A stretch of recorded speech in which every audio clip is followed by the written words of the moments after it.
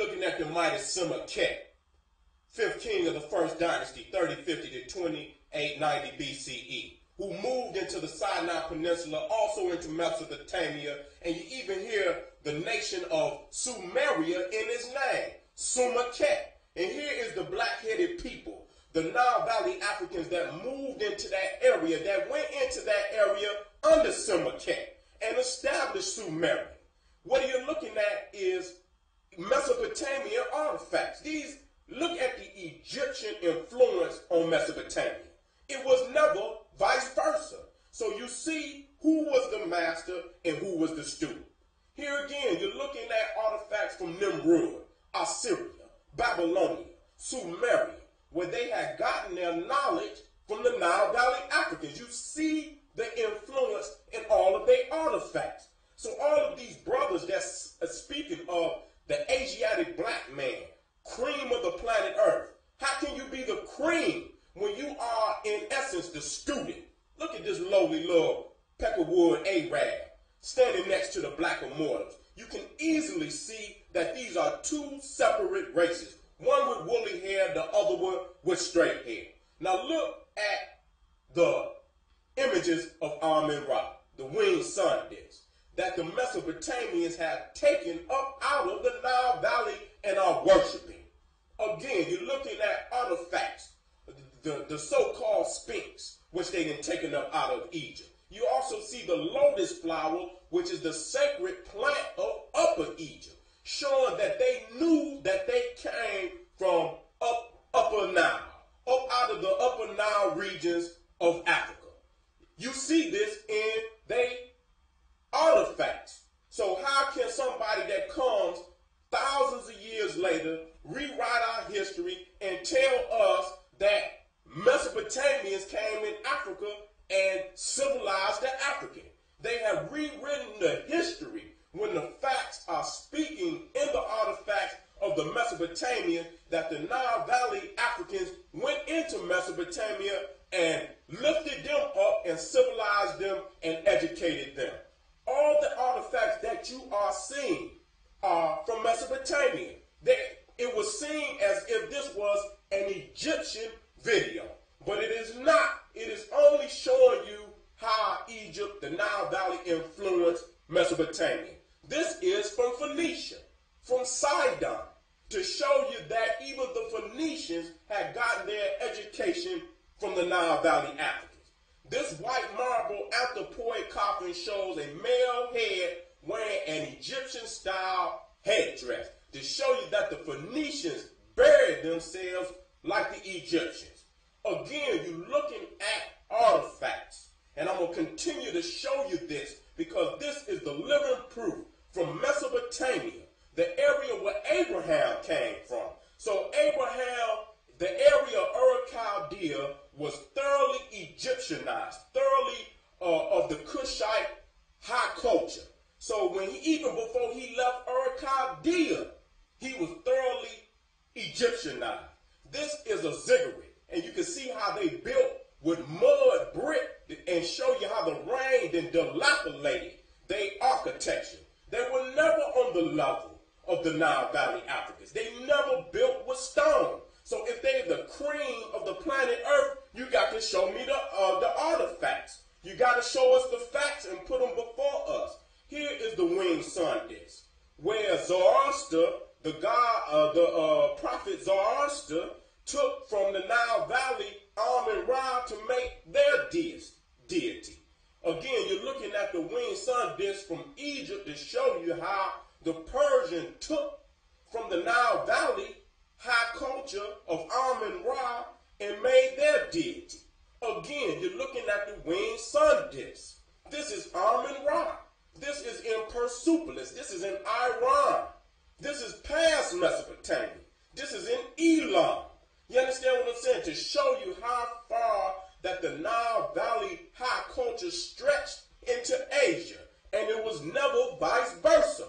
So all of these Jesse Jerusalem Muslims and Father Kabbalah, another weak-ass scholar, going to tell you and me that the knowledge did not come up out of the Nile. You look at the artifacts for yourself and you tell the damn truth. This is the ziggurat of earth. This is, now when you look at this, you say, okay, maybe they did have a little knowledge, but they dressed this damn building up. This is what the damn building looked like before. Right now, in this millennium, they went over that little mud castle and put those bricks around there to give you the illusion that that's how it looked. But it could never compare to what you're looking at right here. The Great Pyramids of Giza that the Nile Valley Africans put down. Ain't no damn debate. Here it is, right there in your face. And they won't tell you that another civilization on the same level of Kemet existed in America. Nigga, show us the damn pyramid. Show us the architecture, the artifact, and the writings. They can't show you nothing. Here is the Pyramid of Saqqara. Another grand architect, Imhotep, put down in the Nile Valley for all the world to wonder how the hell he did it. Here again shows you the architecture of Mesopotamia. They only built with mud brick. If you're the cream of the planet Earth, you got to show me something better than this. Jesse, Jerusalem, Muslim, Father Kabbalah, another weak-ass scholar. This is Mesopotamia, and it shows us definitely, beyond any shadow of a doubt, that the knowledge moved from up out of the Nile into Mesopotamia, into India, into China, into Phoenicia, into Europe. It is from up out of the Nile Valley that all culture, all civilization moved around the planet Earth. Now you're looking at Ishtar, which was nothing but a Mesopotamian form of Aset. And you see that they both have the ring of life in their possession. Again, you're looking at the Babylonians, the Immortals, who worship Amun-Ra, who worship the Sphinx, who worship Horn-Ati. And you see that they're black and that they come up out of the Nile. Here you're looking at the architecture from Persepolis, Iran.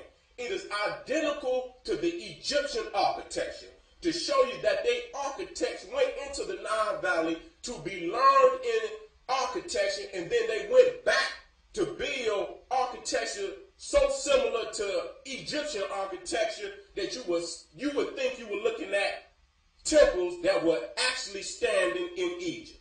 So when you look at this map, you see how far to the west Persepolis is from Egypt. That this knowledge not only went to Persepolis, it went past Mesopotamia, it went past Persepolis, it went into India, and even in China. Here it shows the extent of the Nile Valley's empire up into Phoenicia, Israel, even up into Russia. Again, you're looking at Persepolis, Iran, Mesopotamia. You're looking at their architecture, seeing that their architecture is nothing but a plagiarization of the Nile Valley architecture. Taken straight up out of the Nile Valley. There's no ifs, ands, or buts about it. I am showing you the actual fact. I'm not telling you to just believe me. Here it is. Here you see the Mesopotamian kings trying to mimic the Nile Valley kings with the smiting of the enemy. What you're looking at again is another small representation of a Assyrian king trying to mimic the great sultans of the Nile Valley. Here is Nara, the true sultan, the first sultan of Egypt, who came down and reunified Lower and Upper Kemet into one nation. You understand what I'm saying? So again, you're looking at the headdress of the Mesopotamian. You're looking at their stature and their stance. It is all trying to mimic the Nile Valley king. This is to the black woman and to the black man. The original man and woman of the planet Earth. Straight up out of the Nile Valley. Remember where you came from, Africans. This is your brother Sarah Sultan Seti saying, arm yourself with knowledge, bang on that beast daily, liberation through education. Peace.